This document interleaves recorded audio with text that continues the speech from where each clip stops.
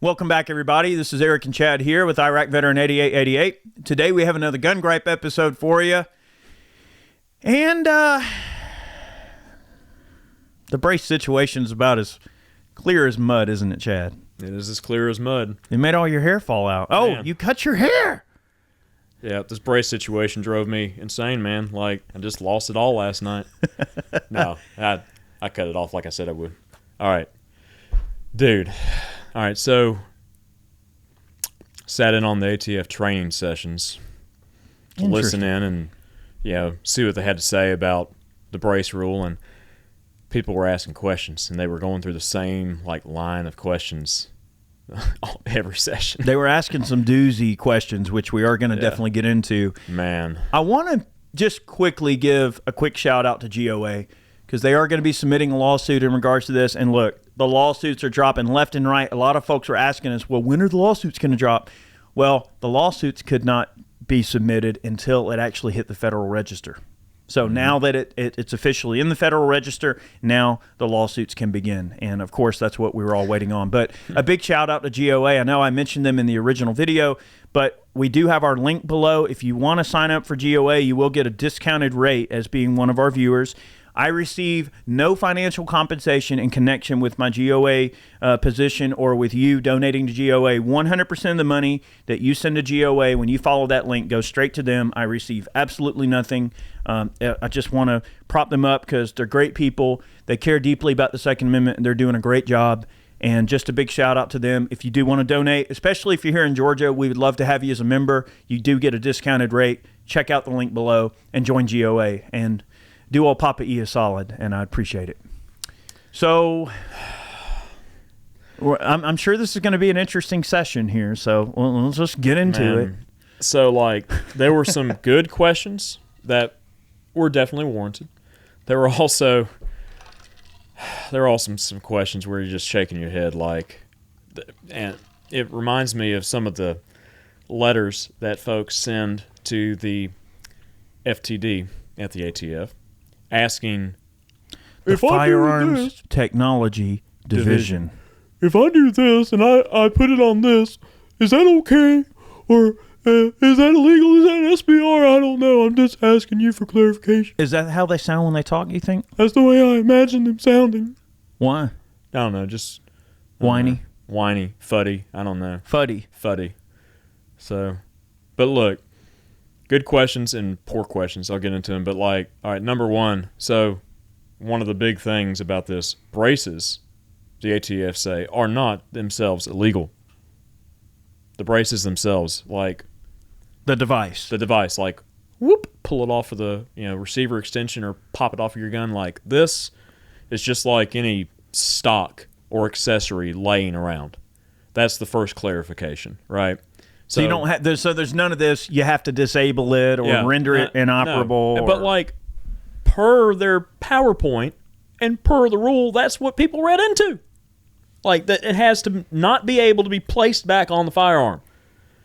Okay, so they write one thing down and then they say something else. What are you supposed to get out of that? So I have a feeling that we are going to be entering a series of contradictions in today's video. To further add to the confusion. So there was a question about surface area. All right, surface area, the brace, right, or the extension. It keeps coming up, and they will absolutely not give an actual area measurement. So it literally is in the eye of the beholder. It's up to the ATF's discretion to determine whether or not your particular setup is indeed an illegal SBR. Clear as swamp mud. Ooh, swamp mud. Man. You even added the word swamp in there. Mud. Whew. That's some swamp mud. That's some straight up mud there. So they mentioned it can't be any more than that mud down in Florida on the oyster beds. Dude, I lost some shoes and that stuff before. Yeah. That's what I'm saying. Boots. Or I said, I'm going to wear some rubber boots, and it can't be deeper than my boots. They come up to my knees. Well, it was deeper than my knees. That's the kind of mud we're walking through right now. So, firearms, all right, like the Shockwaves and things like that, the short smoothbore firearms that have a brace on the back of them, since that brace is no longer considered a brace, it's considered stock it turns that into an illegal configuration. So, but if you pull the brace off, you're okay. You pull the brace off, they're going to analyze those on a case-by-case basis. That's so they don't exactly even know. what they said. They don't know. They don't know. There's nothing specific about it. Another clear as absolute mud. Now, this was interesting to me. I didn't realize this reading through initially, but I wonder how the rule of lenity is going to come into play with those with those opinions that people have on the configurations. Because rule of lenity, if it applies, that I mean, when it has to do with criminal penalties, it just seems to me like they shouldn't be able to throw the book at you. Yep. Even if they want to. I know. So with removing the brace and it just being an accessory at that point, they clarified with another answer to a question about the buffer tube. All right, if you got a standard rifle extension on there, it was a very specific question about a rifle extension, and you simply pull the brace off of it. The host said that, oh, that's okay. Not per the other documentation, it's not. Like everything else that was read into says that you can't have a rifle extension on there because if a brace is indeed a stock now, right, and not a brace, we're going back to like, the 90s, early 2000s, 2000s up to 2012 or so when the first brace was ever introduced, when you only had rifle extensions and stocks and you had round pistol tubes. Carbon 15s didn't have rifle extensions on them. They had round pistol tubes on them. So it's like just adding more mass confusion to this whole thing. And maybe it's just me, but I don't know. I do think it's very unfair that, you bought this item in good faith because they told you could do it.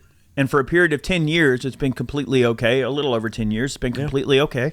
And you went to a gun store, you bought the gun, you did your due diligence, and then to think that in order to comply with something that's not even a law, you have to incur extra cost and buy some extra part or incur some other form of cost. Or, some people that, let's say that they would, I just want to destroy it, which I hope no one would ever do that. But let's say they did. Now, what, you're out the cost of the value of the item? Yeah. It just seems like a snaky, unfair, it's just a very terrible thing to do to someone. I mean, like somebody who is trying their best to navigate this sea of bullcrap, and they're trying to protect themselves at a time when crime has been at an all-time high. Now, one could even argue it's you freaking people that are letting their butts out of prison in the first place. Now, we're not going to go there. Like, there's a lot of underlying connotations of what causes all these things to happen, why the rise in crime is what it is, why many of these criminals have become so emboldened to do what they're doing, and why the subsequent action that average people are going to take is, well, if the police aren't going to be there to protect me at all the time, then I want to be able to protect myself. Now, I could go on and on about this. I don't want to do that, but the point is that they created this situation. They created this situation by letting violent criminals out of prison and, letting all of this complete insanity to ensue all around the country. What do you expect people to do? Do you think they're going to just sit around and go, well, that will never happen to me? No. People aren't stupid. They're going to prepare. They're going to protect themselves. And you sat there for 10 years and told these people they could have these items, right? And then you're just going to say, well, we changed our mind. It's disingenuous. It's not. It doesn't come from a place of logic or science or facts or anything. It just comes from a place of the political winds filling your sails in a way that you have a gotcha moment where you can go, we're just going to say whatever we have to say to please Papa Joe. That's not the right answer. But anyway, I digress. Anyways. But that's part of the reasoning. It is for sure. So like, pull the brace off. Here's your brace. Here's your little receiver extension on the back of your AR pistol, right? So if you got it in the safe, I'm not kidding you. This is one of the answers. All right. If I've got my my pistol with the brace off of it and they're in close proximity to each other, is that okay?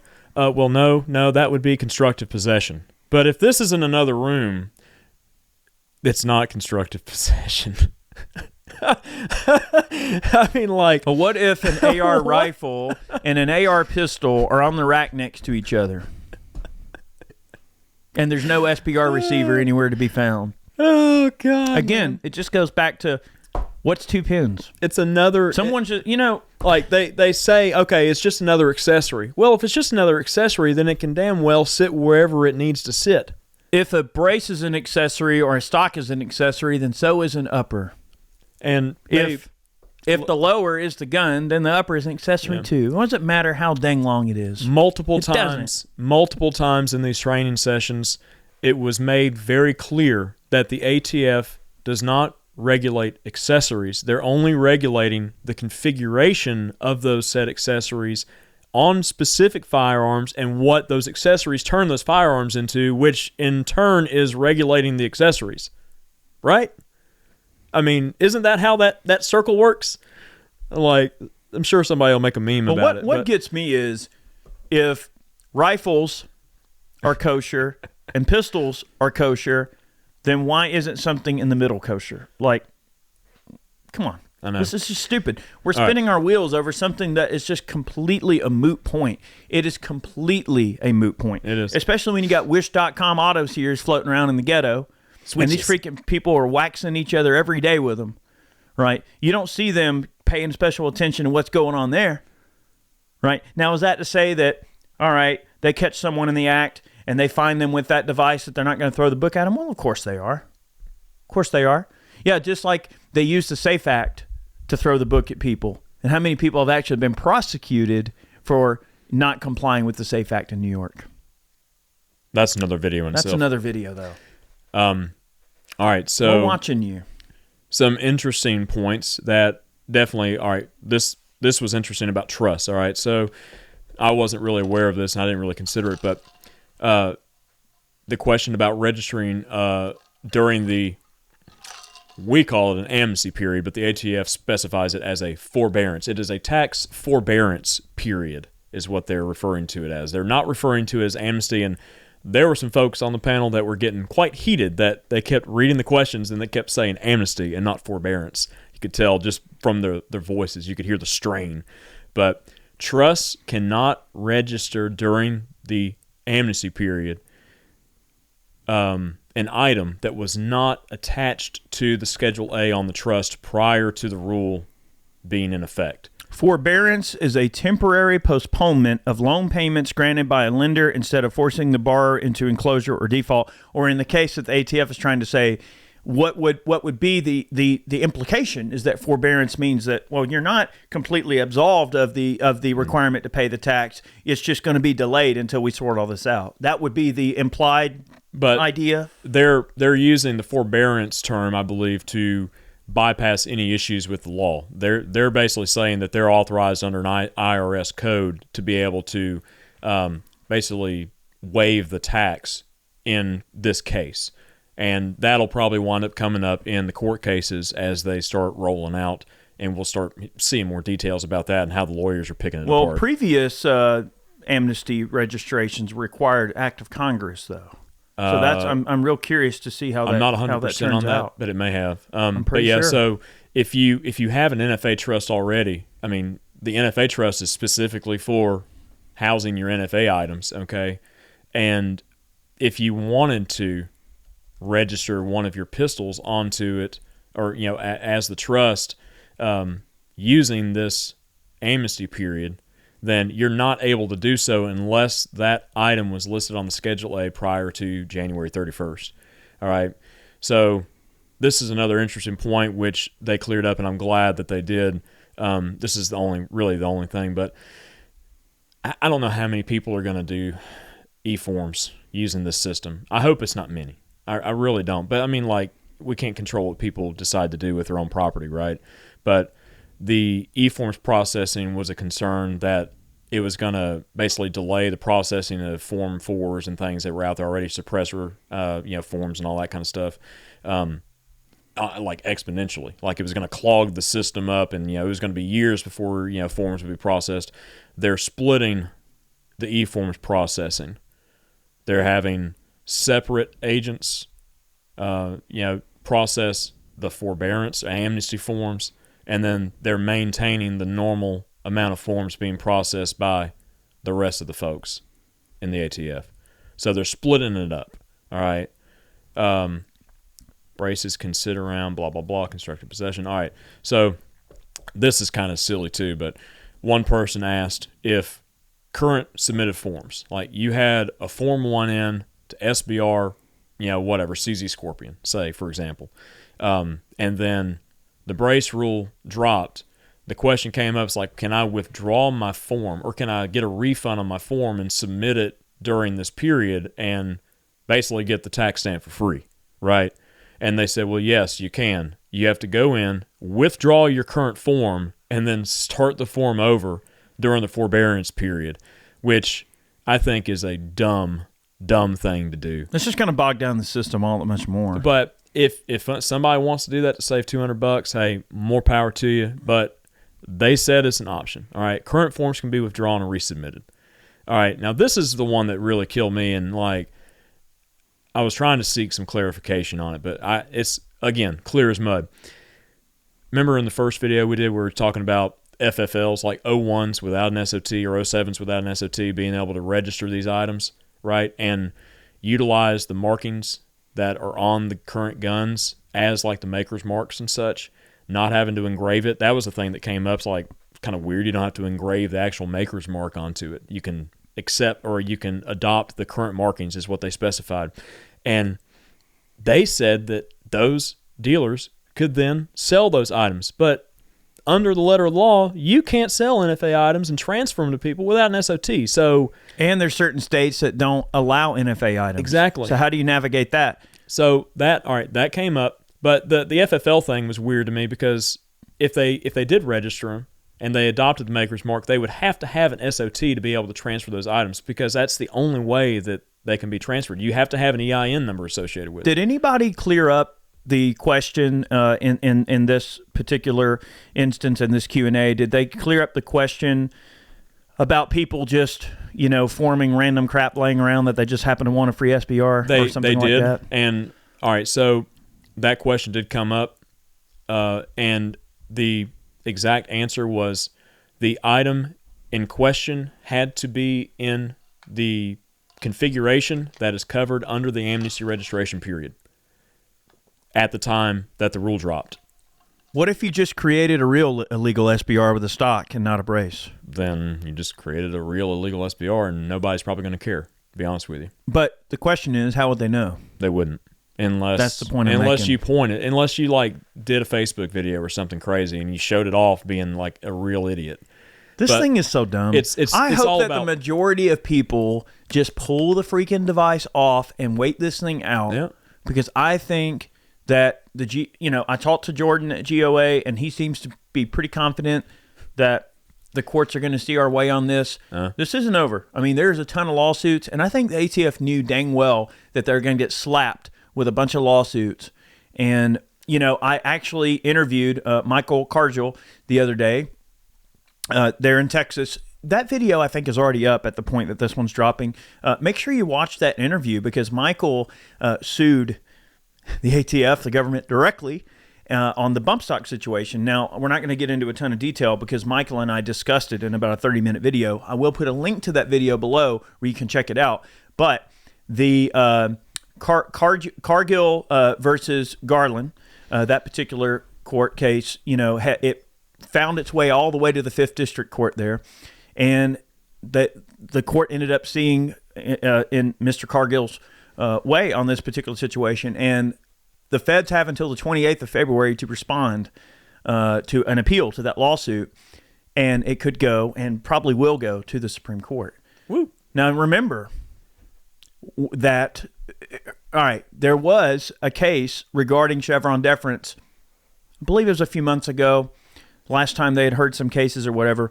And I recall the Supreme Court basically saying, we don't really feel like this case is enough of a standing to make a distinctive, decision on Chevron deference and to set case law in motion. They said that I'm paraphrasing, but they had mentioned that they wanted maybe a little bit more worthy of a case to really show the true abuse of Chevron deference.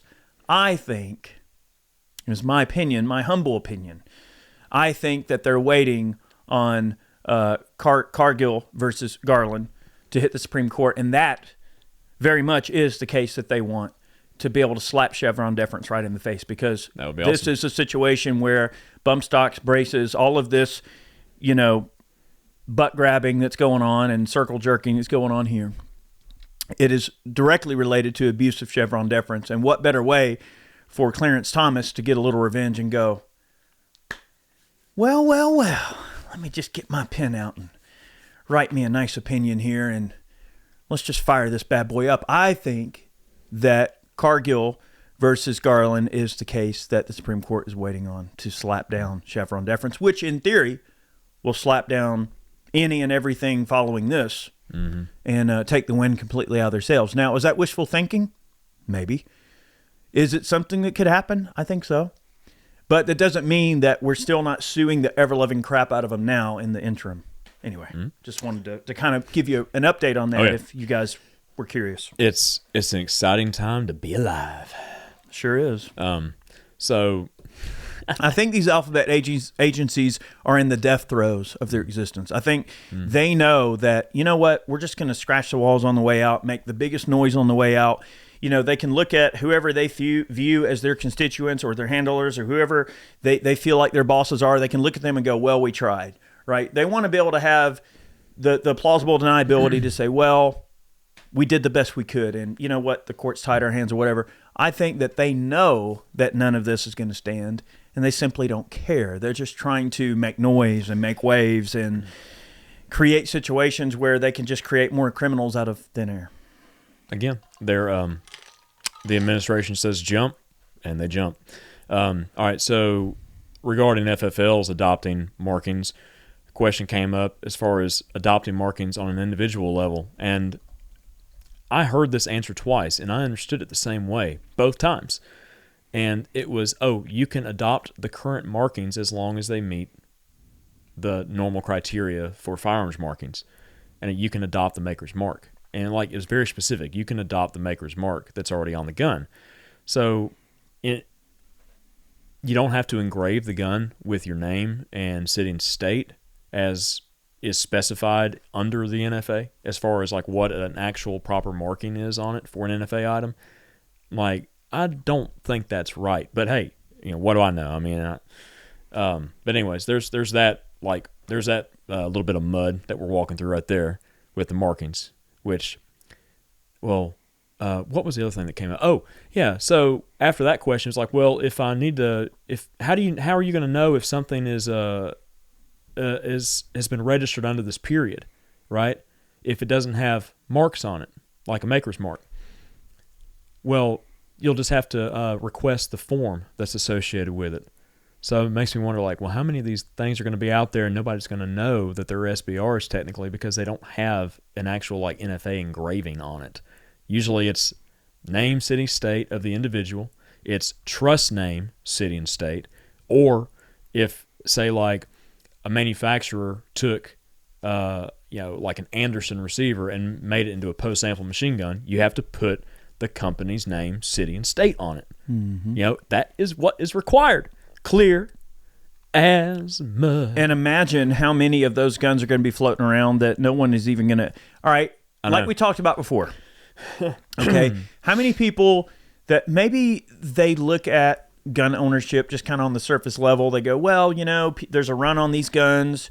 Maybe I should go buy an AR because people are, there's some scary stuff going on, and wow, this looks handy. I'll buy it. Went to a gun store. Gun salesman sold me on the Mark 18 with the brace, whatever. Hey, this looks handy.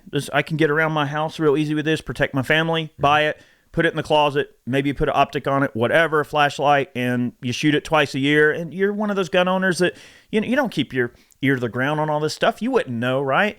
So how many of those people are going to be out there buying, selling, trading, and doing no telling what else, with the gun when they have it in their possession? And now you've got the ambiguity of, it doesn't require a marking. And it's it's just going to be like a Pakistani meat market. It's just, whatever. Roll the dice, baby. Yep. All right, I want to mention this quote. It made me think about it. All right, and I know I'm going to butcher this name. Lavrenti Beria, the head of Joseph Stalin's secret police, said, "Show me the man and I'll show you the crime." Mm-hmm. And that's exactly the type of administration that we're living under right now. They know that under the current laws, statutes, the way that our society functions, that most people are pretty civil people, right? All this division that they claim exists doesn't really exist, right? People generally get along, right? There's going to be some hot spots. There's going to be some areas of society where some people may not get along in certain areas, certain geographical areas, certain cities and demographics where people may not get along holistically. But generally speaking, the majority of sane people who are just trying to live their lives and do their thing generally get along. And this division just doesn't exist in the way that they continuously parrot. They want to create fear and division and hatred and everything like that. And they want to use that as a driving factor to say, well, we need more laws, we need this, we need that. And they want you to give up your freedoms as a result. But the truth of the matter is that the way they're operating is more like the KGB or more like secret police of some other country, some, totalitarian government.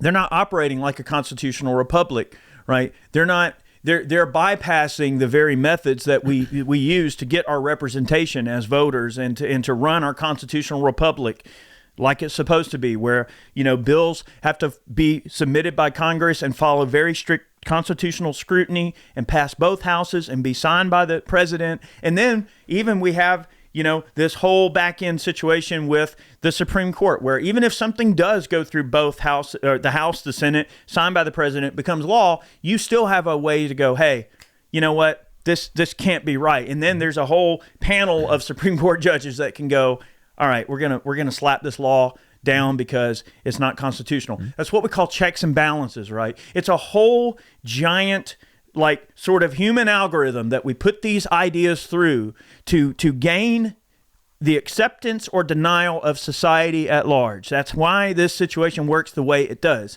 But when you simply go, when the president goes, well, by the way, here's something we just need put to the front of the line, and we're going to bypass those people, right? Let the courts sort it out. If it is unlawful, the courts will find it unlawful. And of course, when these people feel like they have the courts in their pockets, that's where this becomes a serious point of contention, a serious point of, essentially, this is a miscarriage of justice. So that's what this essentially becomes. And when we have the government operating like this, it's scary. I've never seen it in my lifetime. At least in the 90s and in 2000s, they were a little more hush-hush about it, right? There was insider trading. There was grifting. There was some slush funds and black money and sweetheart deals and all this stuff that we know happens, right? And the orgies and all the bull crap that happened in D.C., right? All that crap, it was happening, but they were just more secretive about it, right? But now it's so much out in the forefront, but you can't help but think, they don't care that you know.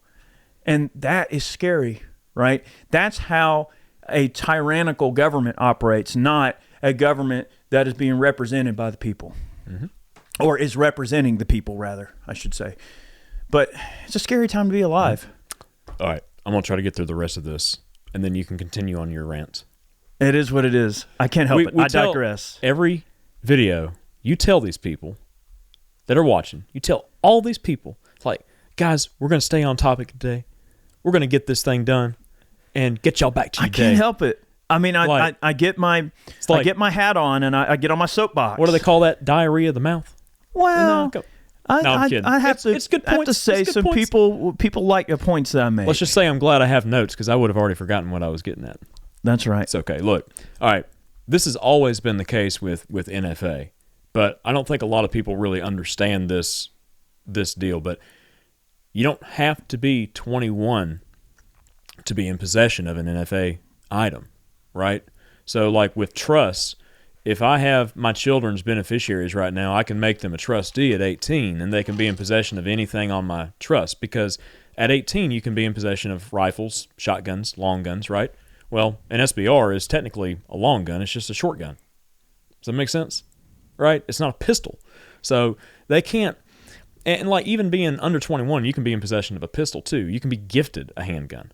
All right. So there was a question that came up about 18 to 21-year-olds registering under the forbearance period. Okay. And yes, you can do that as an 18-year-old. You're taking a pistol that you were gifted, you're in possession of, and you're registering it as a rifle. Okay. So you can do that. But then you run into the problem that we have on the books right now from the Bipartisan Safer Communities Act, where there's an enhanced background check procedure for 18 to 21-year-olds.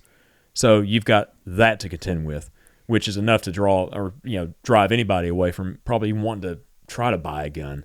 And that's the whole point. I think that's the point. The point is that they want to make it so freaking difficult and so much red tape and so intrusive, right? I guess that's a really good word to use. Like, they want it to be so intrusive that your average person goes, I really just don't even know if it's worth it. Well, look, it also goes back. It also goes back to your points you always make about, at what age can you serve in the military?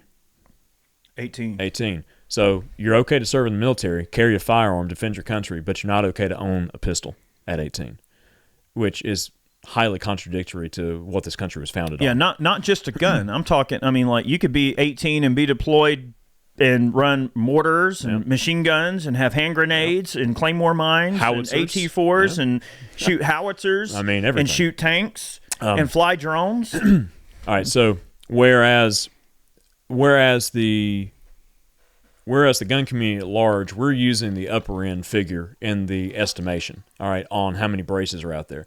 So they said anywhere between like 10 and 40 million. All right, the ATF has an estimation of anywhere between like 3 million and then on up. They're using the low end estimation based on their own research. Well, and I think also they don't want to make a case for common use as well. That's it. So at what point? Now, I had a very good conversation with the owner of PSA at one point, and of course, he's put out information about his stance on common use, and that's why PSA has always strived to have a very competitive price point. Not that their products are not good, or that the quality is so low that they're cutting corners, so therefore they must sell it for a lower price to reflect the quality. No, the quality is still pretty good, but to make them obtainable, to make them available, right? The prevalence of Kalashnikov pattern guns has never been better than under PSA, who has done a great job of normalizing the use of Kalashnikovs, right? Whereby before, maybe a Draco or a PAP, an M92 PAP might have been the only way to get into, something cool in an AK, or maybe have a custom built or something like that, or deal with some of the Century imports, which at the time were not very good. PSA, if you fast forward now, 20 years after the fact, when AK started to become a little bit more prevalent, the point is that he's done a great job, his company has done a great job of normalizing and really driving those numbers up for common use. I guess the giant question we have to ask ourselves, or the glaring question, is, all right, what is common use? What do we determine to be common use? What amount of gun owners need to possess a certain type of technology in order to meet the common use requirements? Well, even if the ATF is estimating on the low side that only 3 million brace firearms exist, I would say that's pretty freaking common. All right. Well, common use. Well, how would we look at common use? All right. Well, how common are firearms used in crimes, in deadly crimes? Now, we can't count cop shootings. We can't count suicides, right? Self-inflicted injuries. We can't count accidents, because accidents happen, right? How many braces will come into account when it comes to, let's just say, commonality? If we view commonality of guns based on the commonality of crimes, then we must say that even if the low estimate of 3 million was the real number, which it's not, it's probably closer to 12 to 15 million, if not even more, then one must say that, okay, if you used a pool of 15 million people as an example, as a data specification pool, and then you took the total amount of times that a gun was used in an actual crime, not any of the before mentioned instances, right, and compare it to that high number or even the low number, I think it's safe to say that not only are brace firearms in common use, but they are most commonly used in perfectly lawful ways that don't involve crimes. Mm-hmm. That we are not ran by people who think using logic and facts and statistics and data. After all, it was the CDC themselves that hid the personal firearms use defense statistics at the request of anti-gun groups. Oh, that hurts our cause. You can't show people how many folks wind up protecting themselves with firearms, because that makes our narratives that much harder to push. So you have an alphabet agency, not unlike the ATF or the FBI, that is colluded with activists to hide information from you, to make it harder for you to make a rational, logical, well-founded decision about how you view the context of gun ownership in the United States. That should be criminal. No one's talking about it. The mainstream media is not talking about it. They buried it. They're paid to parrot any little narrative that some little bird drops in their ear and leaves them a sack of cash for. And that, in of itself, is criminal in its very own existence. I mean, let's not talk about the other things the CDC has done. We won't go there. Let's not talk about that. We won't go there. But the point is, though, that not only are these people trying to lie to you and try to make you feel terrible about being a gun owner and try to make you a criminal by proxy of the decisions that you've already made that they approved 10 years ago. They're doing it in such a disingenuous way that they're trying to just, I don't think the average person completely grasps the concept of how common ARs, AKs, these black rifles that society thinks are so scary, just how many of these things are actually out there. And in comparison to the actual crimes that are committed, I would argue that probably 5 or 6 times more self-defense situations occur with those guns. And for the entire pool of guns that exist, the actual amount of them that are used in the commission of a crime, I would say comparatively, are quite low. Very low. Very low. All right, so to answer your question about non-NFA states, or states that restrict NFA ownership, like California, New York, etc. If you file a form, you are fully capable of going through the system and filing a form on that item. But when they see California on there, they see New York on there, or any other banned state, you're going to be denied. But it doesn't mean black helicopters come circle your house and are going to kill your dog. All right? They made that very clear. Not like about the helicopters and the dog, but like your form will just be denied. And you'll just have to make sure that the item is in compliance. Like, so if you live in a non-NFA state, you're out of luck, more or less. It just means you have to pull the brace off. It means you have to pull the brace off. You don't have to destroy your gun. You just pull the brace off and put it in a compliant configuration. But it could be a pistol with a rifle extension on it, and they don't care, is what they're saying. That is. Did you record that? I wish I would have. I don't know. Now, of course, they're going to deny it. See if Jared recorded. He may have recorded it. He's smarter than I am. I couldn't figure out how to work WebEx. Oh, gosh. So I'm serious. Like, dude, I cannot figure that crap out. It's like corporate nonsense. All right. So, all right. Man, I mean, all right. Look, the mud's deep. It is. All right. Look. Take a breather. All right, hey, this. Woosah. All right. Riddle me this. Question popped up. It's because the hair got cut off, man. I'm telling you. Question popped up. Okay. If I file a form on my pistol, can I leave everything on it? Yeah, filing a E-Form 1 on your affected item is proof of compliance. And you can just leave it as it is. So basically, you still have an illegal SBR while the form's being processed because it hasn't been approved. Twice. I heard the answer to this question. I'm like, are they kidding? So what you're saying is No, that I'm not saying anything. what they're saying is that NFA is bullcrap. and it's just a free-for-all. In fact, like when you look at the 4473 and it goes to the part where it asks you what your gender is, it's like, I mean, if we're not using science as a basis to determine official documents, well then, why not? Let's just I identify as a short barrel rifle. What does it matter? I mean, like my religion is a machine gun preacher. Like, what does it matter? All right. If everyone can just be what they want, and that's what society is saying, well, play the game. Jerry could register himself as a machine gun, probably be denied. Yeah, I'm just going to register myself as a machine gun. Yeah, he's trying to manufacture a new machine gun, and he's going to be denied. It's like, wow, I mean, he was born with a machine gun on his finger.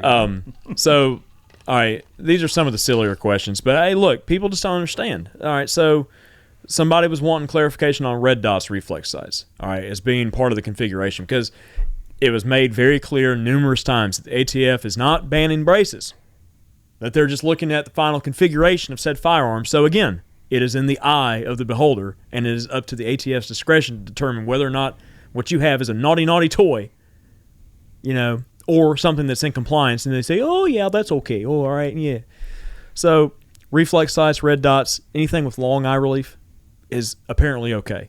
Just don't put your low power variable your LPVO, your low power variable optic on that gun and put it up to your shoulder and use that little 3-inch eye relief and shoot it like a rifle because, shooting it like a rifle makes it a rifle, even though it's a pistol. Dude, man. And then, all right, the other thing. How much coffee have you had today? Not enough. Not enough. I have to drink more coffee to keep me away from the alcohol. So you inspired me again to quit, and I think I've quit for good this time. So good. Good for you. So, quit alcohol, lost my hair. I know. Going back it's almost like you're being an adult. Maybe. I don't know. What's that? What does that mean? What does that mean? All right, so this guy asked a question. This is like one of those silly questions that the FTD gets, and I could, oh my God, I can't even imagine what kind of questions they get from gun owners out there, and it's just it hurts my soul to think. But this guy said, Go ahead. Right, Go ahead. Look, I'm gonna go ahead and do it. If I've got my pistol, and I've got a sling on it, and I push it out, is that okay? If I've got my pistol and I have my sling on it and I push it out away from my body, is that okay? Or is that an SBR? And, dude, the guy who answered the question, he was like, he sighed. No, that's just using a sling to support your pistol because that's what's commonly been done, say with MP5Ks and things like that. You use a sling on it to give yourself a little bit of support when shooting it at an extended, stance. Yeah. I would argue that God. When you look at in the historical context of the Second Amendment from 1791 and on, I would even argue that probably most people preferred short configurations and pistols that had stocks, which were very common. Oh yeah, there was a point when many Colts would have a factory stock configuration available for it. Yep. Extends the useful range. All right, take a Mauser broom handle. All right, this Mauser broom handle has a shoulder stock. This is not an NFA item. It's an antique. It's an antique. It's considered, it's given special consideration for its historical context. Well, wait a minute. Bruin says that, laws must not be repugnant, essentially, to the historical traditions and context of the Second Amendment. Right. Well, there was a time when you could just go in a hardware store and buy this, and there you go. Right. So where did we go wrong? Where did we change? There's 1911s, Browning high powers, Steyr Hans, Lugers, of course the broom handle. All different types of these old school pistols that have shoulder stocks, and they are not considered SBRs. So explain that. It's just so random. Riddle me that. All right. They made an exception for this. Mm-hmm. Why not make an exception for all of these guns because they're so common? I know.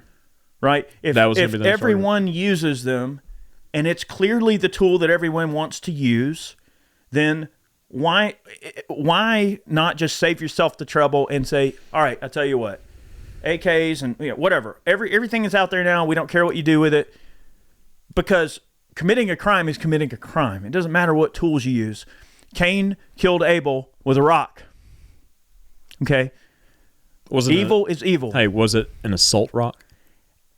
We should ban rocks over a certain weight, hammers over a certain weight. Come on. I mean, at what point does it become an assault rock? At what point can you not legislate morality no matter what you do? And that's the point. Give people the tools that they want. They clearly want, because millions of them are in circulation.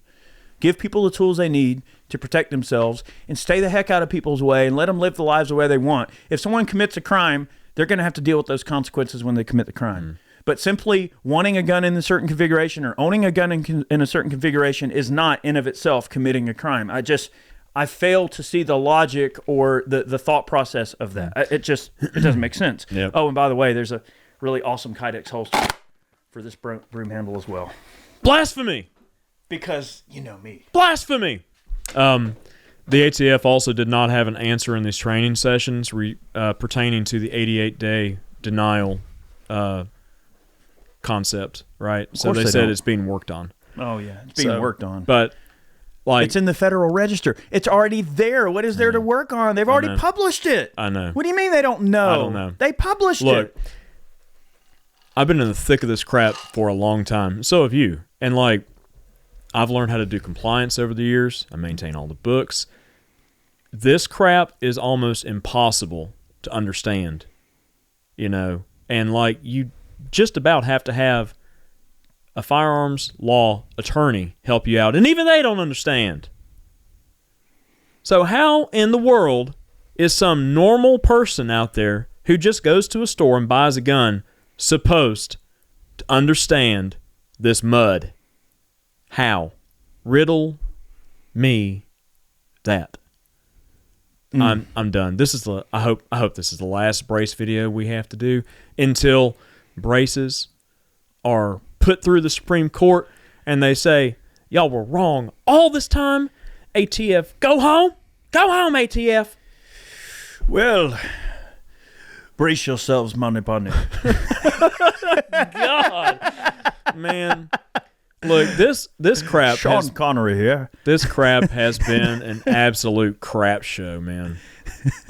Like, I'm just like, I remembered my Charlemagne. what did he say? I mean, Jesus, man. Like, I'm over it, dude. And this crap is so confusing. And I'm sure that, like, the FAQs on the ATS website and stuff pertaining to the rule, they're going to be pretty fluid and they're going to be changing. I mean, it's just like, dude, man.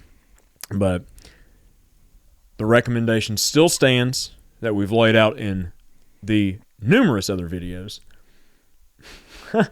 Yep, I've got to look it up. Do Let my armies be the rocks and the trees and the birds Birds in of the the sky.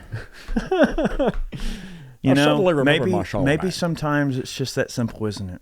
let's see, assault rocks, assault trees, and assault birds, you know. Look, maybe Charlemagne was right. Maybe. I mean, well, look, Cain killed Abel with a rock. Mm-hmm. You know, look, maybe the point is, Alfred Hitchcock killed a bunch of people with birds, right? there you go. So look, maybe the point is when we look at this, it's important to remember that, you know, life is sometimes unpredictable. You know, the world's a dangerous place. And why should we place barriers between people's ability to protect themselves?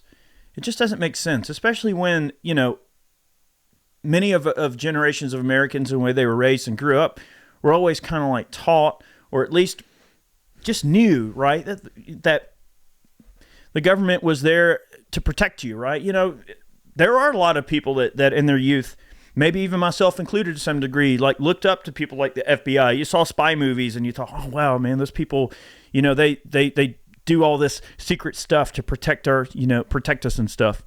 There's another little quote that I want to read too that I thought was cool. This one, hang on, what in the world's going on here? Erica, technology, you're not working today. No.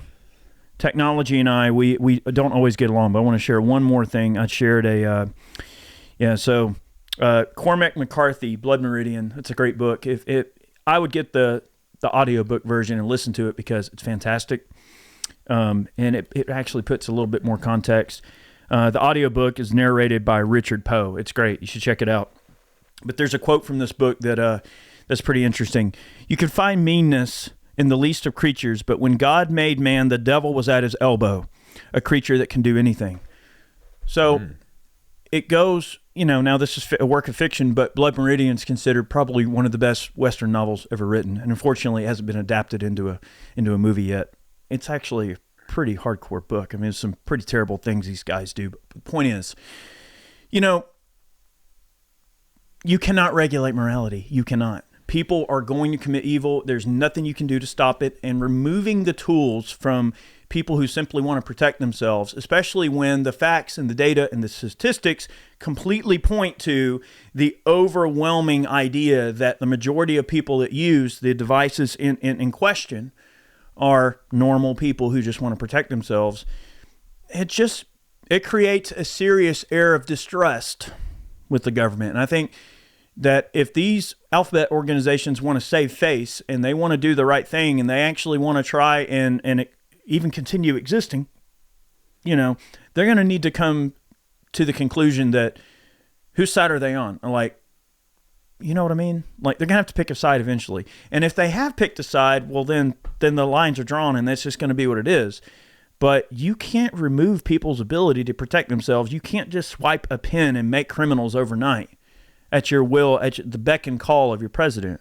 It's not reality, okay? We don't live in a society that operates like that. You might really want to wish that you have the ability to do that, but it simply isn't so. You don't get to wave a magic wand and create law out of thin air. So there's some serious stuff going on with this Brace situation. And, okay, we have a Supreme Court that seems to be relatively on our side. Does that mean that we're going to see some justice for the situation? Does it mean that I was correct in my assessment about McGill versus Garland, and that maybe once this goes to the Supreme Court, this is the case they were waiting on to slap down Chevron deference? We can hope so. That would be the quickest way out of this, because then that would provide case law that would then immediately pretty much allow them to slap down the Brace rule. So is that the light at the end of the tunnel? I want to think so, because three-letter agencies have continually shown that they have no respect for the law and the way laws are actually made, and they just choose to change the regulations as they see fit based on the direction of administration. And that works both ways. I don't know what video it was. I know we're getting on time here, but look, it's going to be what it's going to be. I mean, you should always know when we talk about this. Is this podcast? Are we in podcast territory? We are. Oh, we are. Yeah, of course. But here's the thing. Look, if you're still here, I don't remember which video it was where I specifically mentioned this, but I predicted in a previous video, I said, you watch that this abuse of the pen that Trump used to go after bump stocks and to give them that bit of latitude with Chevron deference will be used against us in the future. And boy, did I not have a crystal ball or what. I predicted this. Chad and I both predicted this in numerous occasions. We tried to warn everybody. Oh, no. Daddy Trump could do no wrong. Now, there's a lot of things Trump did that I agree with. I don't think he's a terrible person. I just think he had some really bad advice. Like someone who was, giving, landing on his shoulder and being the little bird spitting facts in his ear. I think it was just giving him some bad guidance, which, of course, he's just going to adhere to because he doesn't know any better. Look, he had a PR bird, not a Constitution bird. I mean, that's the bottom line, in my opinion. I'm not covering up for the guy, but I'm also the kind of person that I'm not going to sit here and pretend like he's not the reason that we're in this situation right now. And I think if society is going to be morally and logically consistent in what's right and wrong, if we care about what's right and wrong, and we care about the Constitution, and we care about the law being what the law is, well then, Trump did something just as bad as Biden did, and I'm tired of pretending like he didn't. Mm-hmm. Not that I ever did from the beginning. I said from the beginning that he would abuse the pen to get this. So, anyways, scary. Yeah, but it's just something to mention. I appreciate everybody that tuned in for today's video. And look, I always go off on a tangent. It's fine. Maybe this will give some of y'all a bit of an idea of what's going on, and maybe this will answer some of your questions.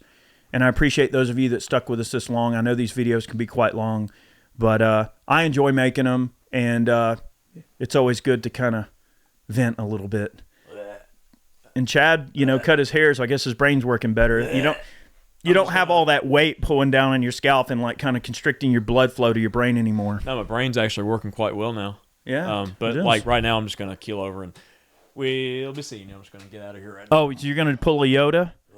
You're tired of all the questions. I'm tired of all the Brace questions. Like, darn, no, I will. No, I have another Brace question. Stop me, you cannot. Like, but if I do this, can I do that? Put the brace on, you will. God, Jesus, mighty. Man. It'll all be all right. Care not, I do. About your rule? What the heck? About your rule, I care not. That's probably a terrible Yoda. I'm sorry, y'all. If y'all are still here, if y'all are still here again, I think I said it in one other video. Like, I'm really sorry. I'm really sorry. I'm glad you're still here, but I'm really sorry too. I'm not. Look, have a good one. We'll see you next time. Many more videos on the way. Hopefully a little bit shorter, but we'll see you on the flip side. And I'm sure there'll be some more craziness coming down the pipeline. We'll catch you on the flip side, I suppose.